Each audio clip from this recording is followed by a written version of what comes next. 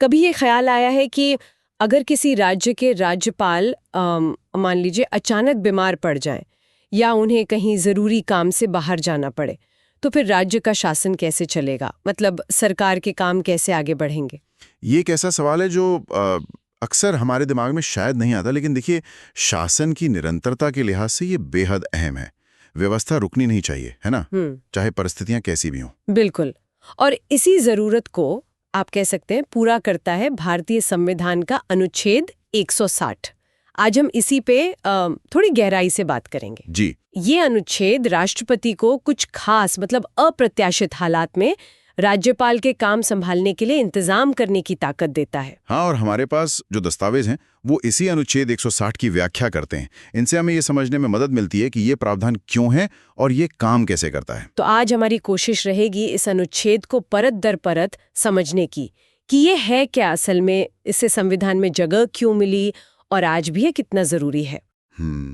कुछ लोग इसे संविधान का एक किस्म का इमरजेंसी बटन भी कहते हैं। इस पर भी बात करेंगे। जरूर जरूर। ये समझना दिलचस्प होगा कि कैसे संविधान बनाने वालों ने भविष्य की अनिश्चितताओं का भी ध्यान रखा। ये अनुच्छेद दिखाता है कि हमारा संविधान कितना लचीला और व्यवहारिक है। तो चलिए शुरू करते हैं इस महत्वपूर्ण संवैधानिक पहलू की पड़ताल। सबसे पहले ये अनुच्छेद 160 कहता क्या है, अगर आम भाषा में समझना चाहें तो। देखिए, अनुच्छेद 160 का सार ये है कि अगर कोई ऐसी अचानक जरूरत आन पड़ती है जिसका जिक्र संविधान के उस हिस्से में पहले से नहीं किया गया है और उस वजह से राज्यपाल अपने काम नहीं कर पा रहे हैं, तो राष्ट्रपति को यह अधिकार है कि वो उस स्थिति से निपटने के लिए जो भी इंतजाम मतलब जो भी व्यवस्था वो ठीक समझे वो कर सकते हैं। अच्छा, यानी संविधान ने खुद ही एक रास्ता खुला रखा है कि अगर कोई ऐसी अनोखी बिल्कुल नई स्थिति आ जाए जिसके लिए पहले से कोई नियम तय नहीं है, तो देश के प्रमुख यानी राष्ट्रपति वो कदम उठा सकते हैं ताकि राज्य का काम ना रुके। हाँ, ये तो वाकई एक सुरक्षा उपाय जैसा लगता है, और जैसा आपने कहा हमारे स्रोत में इसे इमरजेंसी बटन कहा गया है। ये उपमा तो काफी सटीक लगती है फिर। हाँ बिल्कुल, ये इमरजेंसी बटन वाली बात इसके काम करने के तरीके को अच्छे से समझाती है। इसका मकसद ही यही है कि शासन व्यवस्था में कोई रुकावट ना आए। सही। राज्यपाल अस्थायी रूप से अनुपस्थित हों, बीमार हों या कोई और वजह हो, शासन चलता रहना चाहिए। स्रोत में एक दिलचस्प सूत्र भी है, आपने देखा होगा, छूट सुविधा संविधान चलता रहे। छूट सुविधा संविधान चलता रहे। हाँ, ये तो काफी यादगार है। इसका मतलब क्या हुआ ठीक ठीक? इसका मतलब है कि राष्ट्रपति द्वारा दी गई छूट या जो विशेष व्यवस्था की जाती है वो एक सुविधा बन जाती है। अच्छा, जिससे संविधान चलता रहता है, यानी शासन का काम बिना बाधा के जारी रहता है। ये सुनिश्चित करता है कि आकस्मिकता के कारण कोई संवैधानिक खालीपन, कोई शून्य पैदा ना हो। में राष्ट्रपति हस्तक्षेप कर सकते हैं और वो क्या क्या इंतजाम कर सकते हैं। हाँ, ये जानना जरूरी है कि इसका दायरा कितना है। देखिए, अनुच्छेद 160 को बहुत स्पष्ट रूप से आकस्मिकताओं के लिए रखा गया है। आकस्मिकताएं? हाँ, यानी ऐसी स्थितियां जिनका पहले से अंदाजा ना हो या जिनके लिए संविधान में कोई और व्यवस्था न दी गई हो। ये आकस्मिकताएं कई तरह की हो सकती हैं। जैसे कि कुछ उदाहरण? जैसे मान लीजिए राज्यपाल की कोई गंभीर बीमारी हो या राज्य से उनकी लंबी अनुपस्थिति हो, कोई जरूरी विदेश यात्रा हो या कोई भी ऐसी अप्रत्याशित घटना जिसके कारण वो अपने संवैधानिक कर्तव्य निभाने में असमर्थ हों। मूल बात यह है कि पद खाली नहीं है, लेकिन राज्यपाल अपने काम नहीं कर पा रहे हैं। और ऐसे में राष्ट्रपति क्या कर सकते हैं? क्या वो किसी और को नियुक्त कर सकते हैं अस्थायी तौर पर? राष्ट्रपति स्थिति की जरूरत के हिसाब से कई तरह के कदम उठा सकते हैं।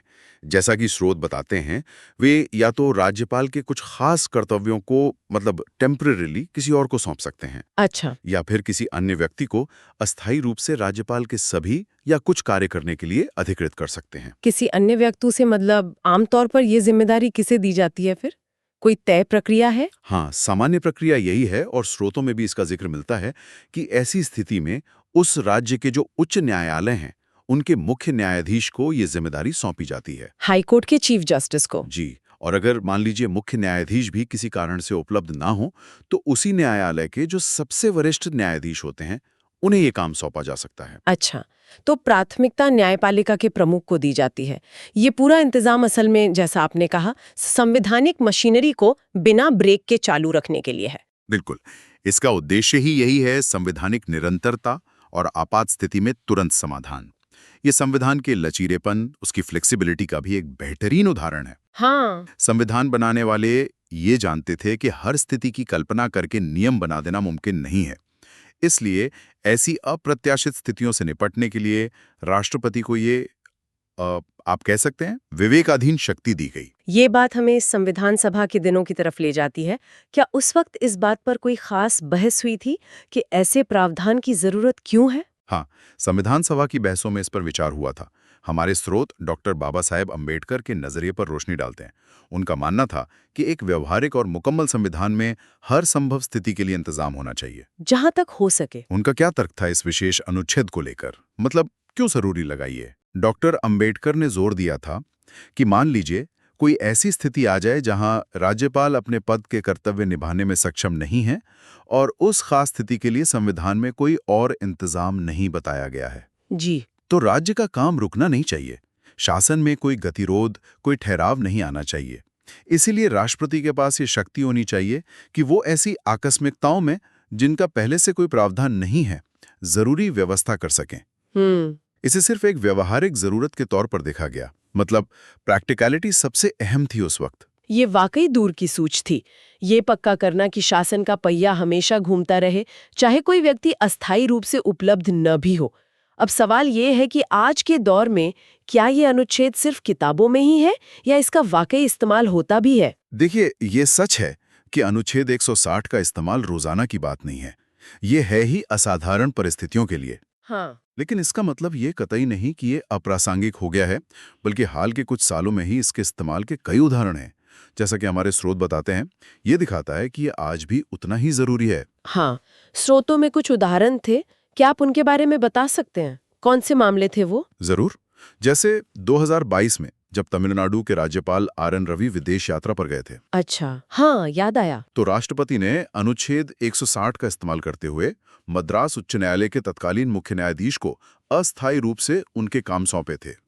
इसी तरह 2021 में पंजाब के राज्यपाल जब बीमार थे, तभी राष्ट्रपति ने अनुच्छेद 160 के तहत ही व्यवस्था की थी। उन्हें कुछ कर्तव्यों से अस्थायी छूट दी गई थी। और केरल वाला मामला भी काफी चर्चा में था, शायद वो क्या था? हाँ, 2023 में केरल के राज्यपाल आरिफ मोहम्मद खान जब विदेश गए थे, तब भी यही प्रक्रिया अपनाई गई थी। अच्छा। राष्ट्रपति ने अनुच्छेद 160 के तहत केरल उच्च न्यायालय के एक वरिष्ठ न्यायाधीश को उनके जाने के दौरान राज्यपाल के कर्तव्य निभाने के लिए नियुक्त किया। तो इसका असर क्या हुआ? मतलब काम कैसे चला? इसका सीधा असर ये हुआ कि राज्यपाल की गैर मौजूदगी में भी जरूरी काम, जैसे मान लीजिए विधेयकों पर दस्तखत करना है या कोई अहम नियुक्तियां करनी है, वो काम रुके नहीं। शासन सामान्य रूप से चलता रहा। इन उदाहरणों से ये बात तो साफ हो जाती है कि ये प्रावधान भले ही कम इस्तेमाल होता हो, लेकिन जब जरूरत पड़ती है तो ये राज्य के कामकाज को बिना किसी बाधा के जारी रखने में कितनी अहम भूमिका निभाता है। बिल्कुल। अच्छा, तो ये व्यवस्था लागू कैसे होती है? इसकी प्रक्रिया क्या है? मतलब स्टेप्स क्या होते हैं? प्रक्रिया आमतौर पर सीधी सादी ही है। देखिए, जब ऐसी स्थिति बनती है तो या तो राज्यपाल खुद या फिर राज्य सरकार वो राष्ट्रपति सचिवालय को हालात की जानकारी देते हैं। ठीक है। फिर जैसा कि संवैधानिक व्यवस्था है, प्रधानमंत्री और उनकी मंत्री परिषद की सलाह पर राष्ट्रपति उस स्थिति का आकलन करते हैं। और उसके बाद अगला कदम क्या होता है? आकलन के बाद राष्ट्रपति अनुच्छेद 160 के तहत एक औपचारिक आदेश जारी करते हैं। नोटिफिकेशन आता है। अच्छा, एक ऑफिशियल ऑर्डर। जी हाँ। इस आदेश में स्पष्ट रूप से बताया जाता है कि कौन व्यक्ति कब तक और राज्यपाल के किन किन कर्तव्यों का निर्वहन करेगा। ये आदेश ही उस अस्थायी व्यवस्था का आधार होता है। और जैसे ही आदेश जारी होता है वो व्यक्ति काम संभाल लेता है? बिल्कुल।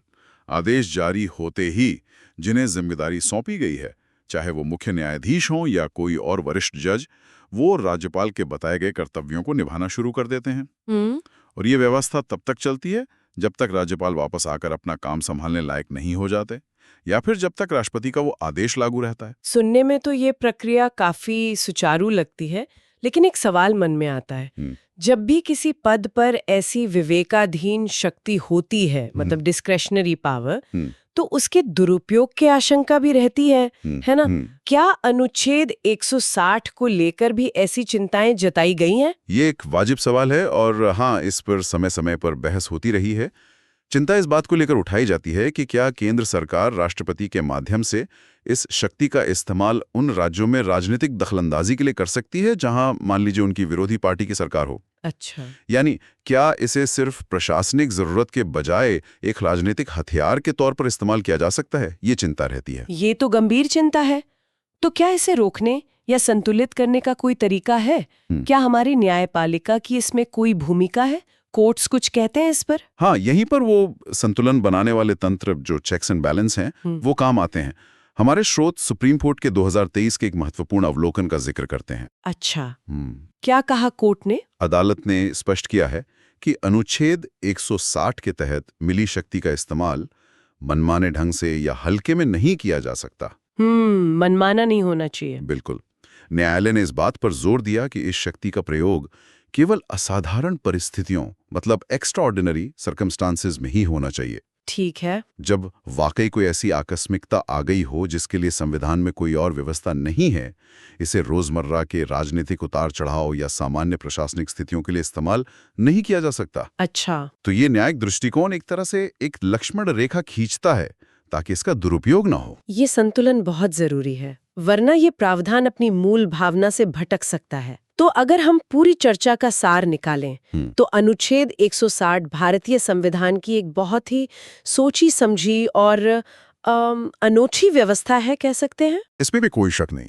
ये अप्रत्याशित हालातों में न सिर्फ राज्य के शासन की गाड़ी को पटरी पर बनाए रखता है, बल्कि हमारे संविधान को वो जरूरी लचीलापन भी देता है जिसकी जरूरत बदलती परिस्थितियों में पड़ती है। हाँ। ये राष्ट्रपति को एक अहम अधिकार देता है ताकि राज्यपाल की गैर मौजूदगी या असमर्थता में भी संवैधानिक ढांचा बिना रुके काम करता रहे। और वो सूत्र फिर से याद आ रहा है, राष्ट्रपति की छूट, राज्यपाल अनुपस्थित, संविधान चलता रहे। ये वाकई इस अनुच्छेद के पूरे उद्देश्य को निचोड़कर रख देता है। एकदम।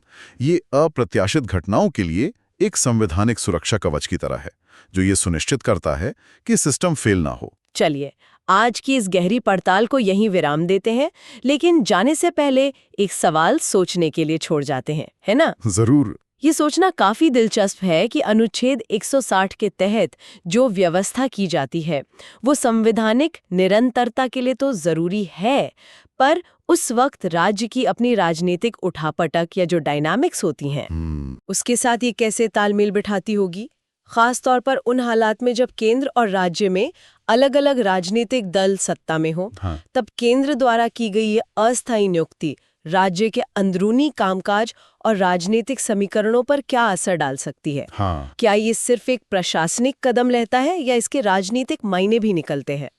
ये वाकई एक विचारणीय प्रश्न है। यह हमें संवैधानिक प्रावधानों के व्यावहारिक अमल और उनके जो राजनीतिक संदर्भ होते हैं उनके बीच के जटिल रिश्ते पर सोचने को मजबूर करता है। तो इसी सवाल पर विचार करते हुए आज की चर्चा यहीं समाप्त करते हैं।